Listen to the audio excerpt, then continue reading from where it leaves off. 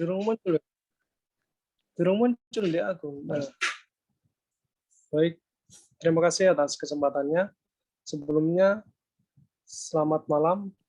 Perkenalkan, kami dari kelompok yang mana menjelaskan tentang apa itu Bank Indonesia. Sebelumnya, perkenalkan saya Agam Dirgantara Harahap dengan NIM 2020-210-263. Kemudian ada rekan saya Firza Isna Yuda Atmaja dengan NIM 2020-210-274. Kemudian Hilda Marsha Puspita dengan NIM 2020-210-281. Dan yang terakhir rekan saya yaitu Galus Satrida dengan NIM 2020-210-310. Next.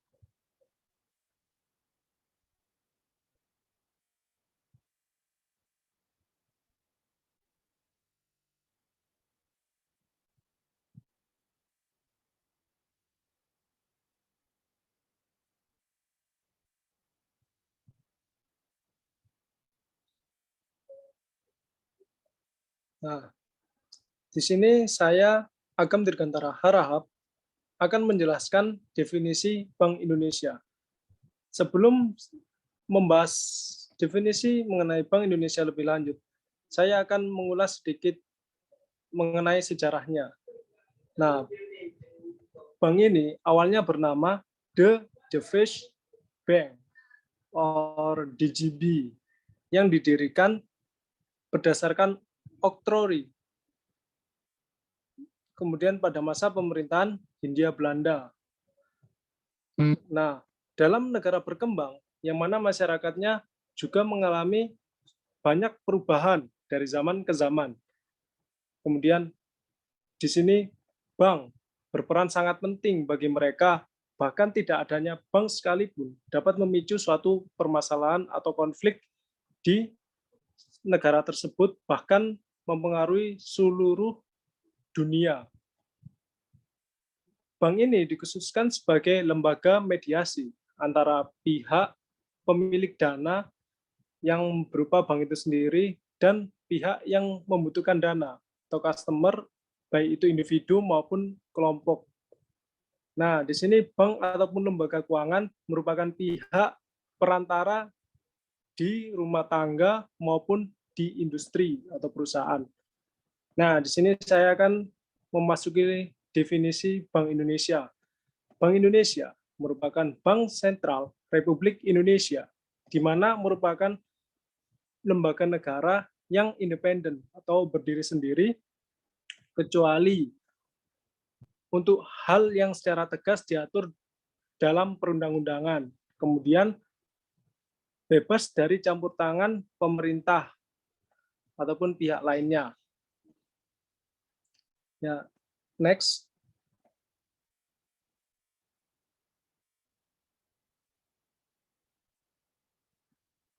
Tujuan Bank Indonesia. Tujuan Bank Indonesia guna untuk mencapai dan memelihara kestabilan nilai rupiah. Artinya, Bank Indonesia harus menjaga agar nilai mata uang atas barang dan jasa tetap stabil. Kestabilan itu sangatlah penting guna untuk mendukung suatu pembangunan mulai dari daerah hingga pusat dan mempengaruhi negara tersebut serta meningkatkan suatu kesejahteraan bagi negaranya sendiri. Nah, yang dimaksud dari kestabilan yang diinginkan oleh Bank Indonesia tersebut, yang pertama, kestabilan nilai rupiah terhadap barang dan jasa diukur dengan diukur melalui perkembangan laju inflasi. Yang kedua, kestabilan nilai rupiah terhadap mata uang negara lain. Hal ini dapat diukur dari perkembangan nilai tukar rupiah terhadap mata uang negara lain. Ya, next.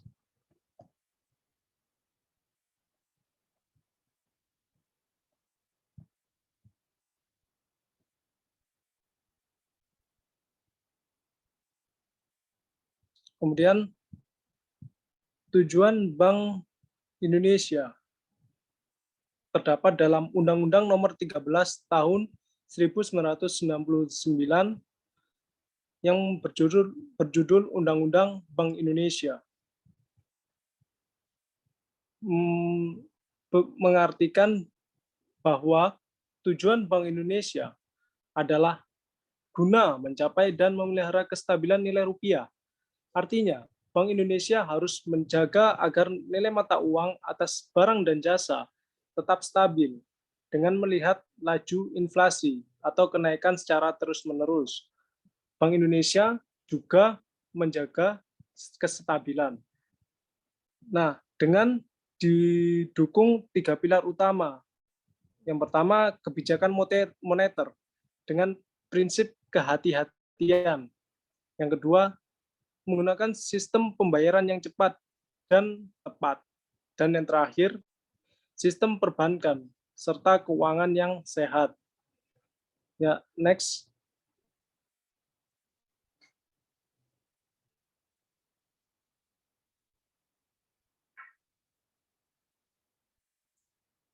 Adapun tugas pokok Bank Indonesia. Nah, seperti yang sudah saya jelaskan di atas, ini pun ada tugas pokok. Yang pertama, menetapkan serta melaksanakan kebijakan moneter. Kemudian yang kedua, mengatur dan menjaga kelancaran sistem pembayaran. Yang terakhir, mengatur dan mengawasi bank-bank yang berada di negara tersebut, baik bank milik pemerintah maupun milik swasta. Ya, selanjutnya saya serahkan kepada rekan saya untuk menjelaskan, yaitu rekan Firza. Terima kasih. Oke, baik. Terima kasih atas kesempatannya. Jadi setelah dijelaskan oleh rekan saya tentang tugas-tugas dari Bank Indonesia, kali ini tugasnya akan saya jabarkan. Untuk tugas Bank Indonesia yang pertama yaitu menetapkan dan melaksanakan kebijakan moneter. Nah, hal ini itu bertujuan untuk Bank Indonesia sendiri untuk menjaga kestabilan nilai rupiah. Terdapat pada pasal 10 UU BI yang mana pasal ini menegaskan bahwa Bank Indonesia sendiri memiliki kewenangan untuk melaksanakan kebijakan moneter melalui penetapan sasaran moneter dengan memperhatikan laju inflasi. Nah, selain itu juga melakukan pengendalian moneter melalui berbagai cara. Antara lain yaitu yang pertama, operasi pasar terbuka di pasar uang baik rupiah maupun falas. Yang kedua yaitu penetapan cadangan wajib minimum, dan yang ketiga yaitu pengaturan kredit dan pembiayaan. Next.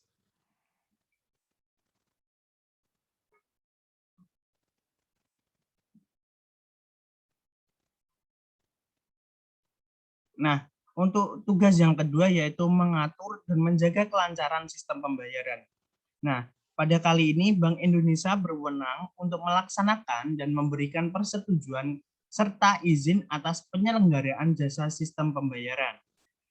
Nah, hal ini mewajibkan penyelenggara jasa sistem pembayaran untuk menyampaikan laporan kegiatannya. Selain itu juga menetapkan penggunaan alat pembayaran yang ada.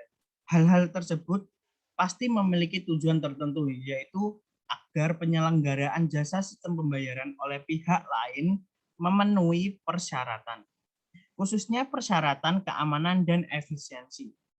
Perihal kewajiban penyampaian laporan berlaku bagi setiap penyelenggara jasa sistem pembayaran. Hal ini mengapa? Karena yaitu untuk Bank Indonesia sendiri untuk memantau, lebih mudah untuk memantau penyelenggaraan sistem pembayaran yang berlaku. Yang ketiga, next.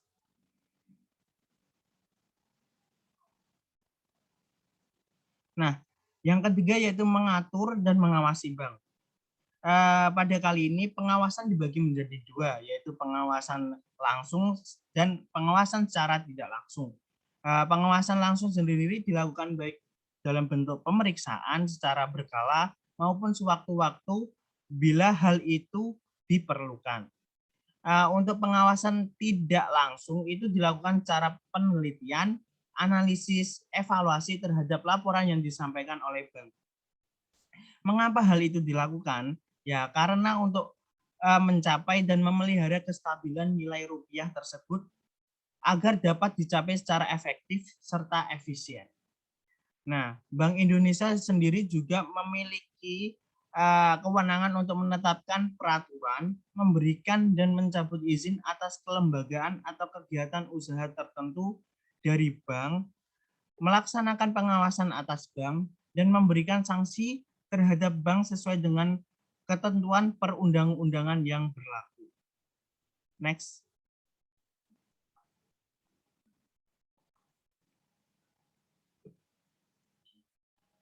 Nah, dari tugas-tugas yang sudah saya jabarkan tersebut, pastinya Bank Indonesia itu memiliki cara untuk mengintegrasikan tugas-tugas tersebut agar berjalan dengan baik dan berjalan dengan benar. Langkah pertama yaitu menetapkan dan melaksanakan kebijakan moneter. Nah, hal ini sesuai dengan yang sudah saya jelaskan pada slide sebelumnya, yaitu ini terkandung pada pasal 10 UU BI yang kedua, yaitu peran Bank Indonesia sebagai lender of the resource. Hal ini berfungsi untuk meningkatkan efektivitas pengendalian moneter. Selain itu, Bank Indonesia juga mempunyai fungsi untuk membantu kesulitan pendanaan jangka pendek yang dihadapi oleh bank. Yang ketiga, yaitu kebijakan nilai tukar. Kebijakan nilai tukar ini terkandung pada pasal 12 UU BI yang mana menetapkan bahwa Bank Indonesia melaksanakan kebijakan nilai tukar berdasarkan nilai tukar yang ditetapkan.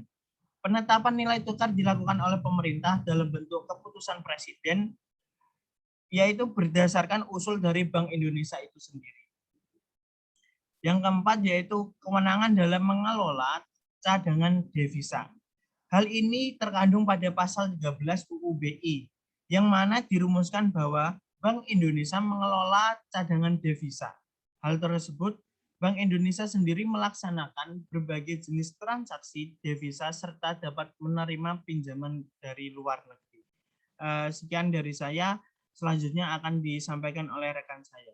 Terima kasih.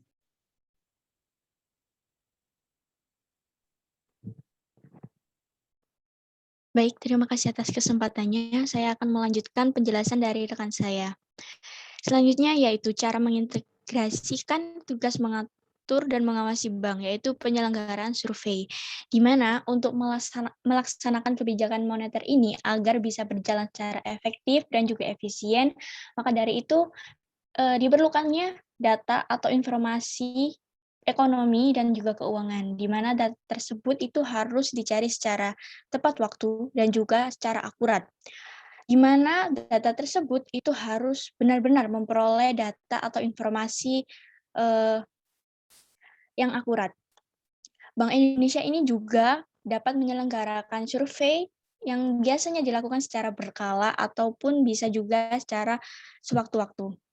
Selanjutnya yaitu pengaturan dan penyelenggaraan clearing serta penyelesaian akhir transaksi, yaitu di mana pengaturan dan penyelenggaraan ini itu Bank Indonesia berwenang untuk mengatur sistem clearing antar bank dalam sebuah mata uang rupiah ataupun valuta asing. Yang ketiga yaitu tugas mengatur dan mengawasi bank. Tentunya bank ini juga memiliki tugas sebagaimana ditentukan dalam pasal 8 Undang-Undang Bank Indonesia. Dalam melaksanakan tugas ini, Bank Indonesia menetapkan peraturan atau memberikan pencabutan izin atas kelembagaan atau suatu kegiatan usaha tertentu dalam suatu bank, atau juga akan melakukan suatu pengawasan setiap transaksi terhadap bank. Next.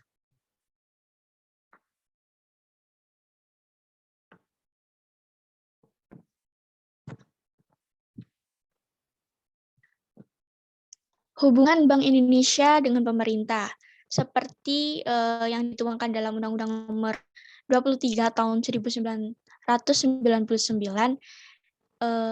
dalam pasal 7 ayat 2, yaitu adalah mendorong kelancaran produksi dan pembangunan serta memperluas kesempatan kerja guna meningkatkan taraf hidup rakyat.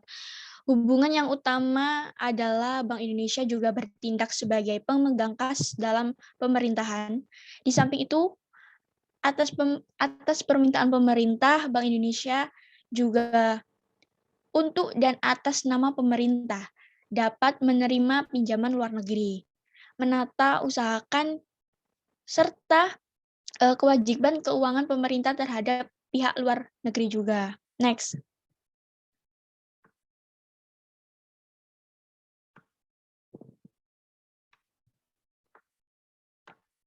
Hubungan Bank Indonesia dengan pemerintah dalam hubungan keuangan. Tentunya dalam hal hubungan keuangan dengan pemerintah, Bank Indonesia ini tentunya membantu menerbitkan dan juga menempatkan surat-surat hutang negara guna untuk membiayai suatu anggaran pendapatan dan juga membiayai anggaran pendapatan dan belanja negara, yaitu seperti APBN tanpa diperbolehkan membeli sendiri surat-surat hutang negara tersebut. Baik, selanjutnya akan dijelaskan oleh rekan saya. Terima kasih.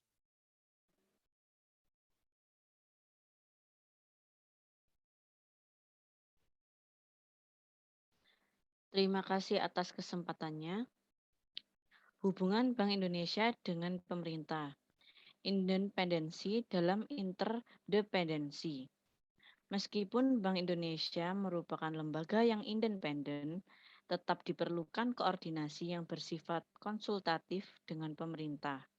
Sebab tugas-tugas Bank Indonesia merupakan bagian yang tidak terpisahkan dari kebijakan-kebijakan ekonomi nasional secara keseluruhan. Koordinasi di antara Bank Indonesia dan pemerintah diperlukan pada sidang kabinet yang membahas masalah ekonomi, perbankan, dan keuangan yang berkaitan dengan tugas-tugas Bank Indonesia.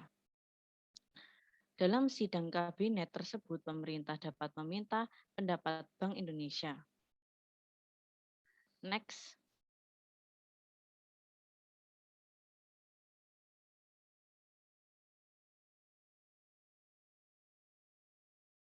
Next.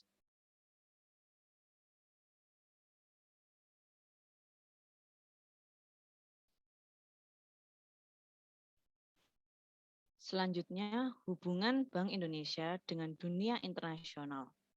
Dalam perihal hubungan antara Bank Indonesia dengan dunia internasional, dapat melakukan kerjasama dengan bank sentral negara lain, organisasi, dan lembaga internasional. Dalam hal dipersyaratkan bahwa anggota internasional atau lembaga multilateral adalah negara. Maka Bank Indonesia dapat bertindak atas nama negara Republik Indonesia sebagai anggota. Bank Indonesia menjalin hubungan kerjasama dengan lembaga internasional yang diperlukan dalam rangka menunjang kelancaran pelaksanaan tugas Bank Indonesia maupun pemerintah yang berhubungan dengan ekonomi, moneter, maupun perbankan. Bank Indonesia menjalin kerjasama internasional meliputi bidang-bidang. Salah satunya yaitu investasi bersama untuk kestabilan pasar valuta asing, penyelesaian transaksi lintas negara, hubungan koresponden, tukar-menukar informasi mengenai hal-hal yang terkait dengan tugas-tugas selaku bank sentral, atau pelatihan atau penelitian di bidang moneter dan sistem pembayaran.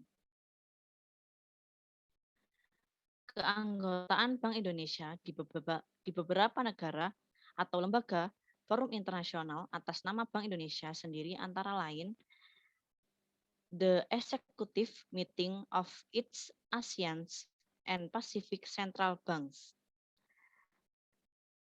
ASEAN Central Banks Forum, Banks for International Settlement. Keanggotaan Bank Indonesia mewakili pemerintah Republik Indonesia antara lain ASEAN, ASEAN Plus 3, yaitu China, Jepang, dan Korea. ASEAN Pacific Economic Corporation.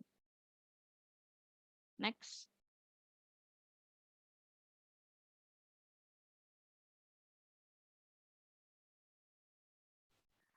koordinasi antara Bank Indonesia dengan otoritas jasa keuangan dalam hal pengawasan bank.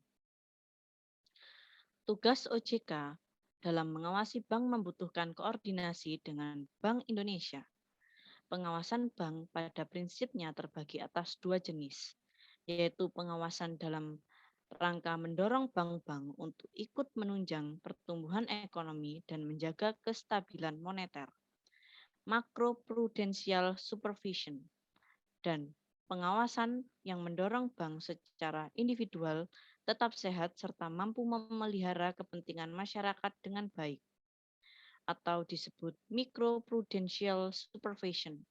Untuk pengawasan macroprudential supervision dilakukan oleh Bank Indonesia dan microprudential supervision dilakukan oleh OJK. Yang pertama ada kewajiban pemenuhan modal minimum bank. Kebutuhan modal minimum bank pada dasarnya adalah mikroprudensial. Tetapi karena menyangkut dengan pengaturan Basel Core Principle dan Bank Indonesia merupakan anggota BIS atau Bank for International Settlement, maka kebutuhan modal minimum bank ini satu bagian mikro yang harus tetap berkoordinasi antara Bank Indonesia dengan OJK. Yang kedua ada sistem informasi bank yang terpadu atau SIP yang disingkat. Media penyajian informasi yang bersifat makro, individual bank maupun informasi lain terkait lingkungan bisnis dari bank, menyajikan informasi yang berasal dari media, institusi pemerintah maupun lembaga lainnya, serta mengintegrasi data-data yang tersebar pada sistem yang berbeda-beda. Yang ketiga ada kebijakan penerimaan dana dari luar negeri. Penerimaan dana valuta asing dan pinjam komersial luar negeri, Bank Indonesia dan OJK berkoordinasi dalam membuat peraturan tentang penerimaan dana dari luar negeri, penerimaan dana valuta asing dan pinjam komersial luar negeri, serta membuat tata cara pelaksanaannya. Next.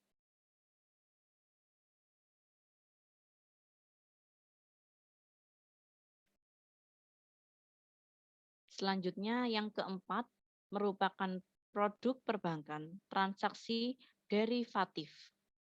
Kegiatan usaha bank lainnya, produk perbankan pada umumnya berbagai macam bentuk simpanan di bank, pemberian kredit, pemberian jasa pembayaran, dan peredaran uang, serta bentuk jasa perbankan lainnya.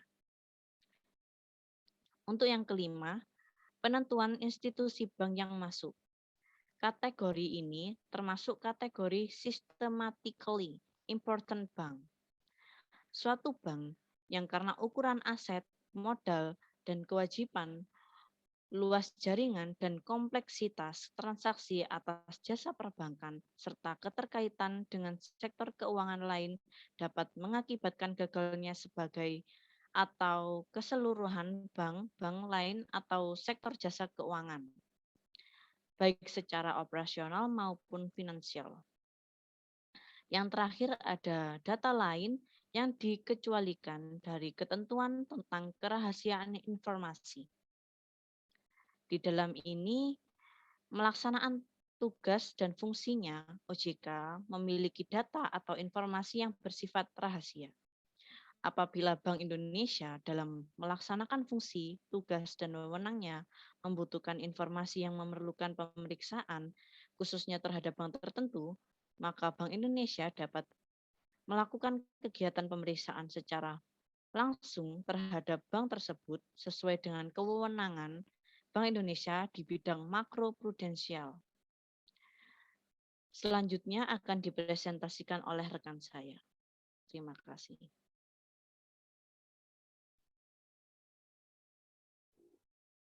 Baik, seperti apa yang sudah dijelaskan oleh rekan-rekan saya mengenai Bank Indonesia, tentu terdapat juga kesimpulan, yaitu dalam Undang-Undang Nomor 13 Tahun 1999, Undang-Undang Bank Indonesia, bahwa tujuan Bank Indonesia adalah mencapai dan memelihara kestabilan nilai rupiah.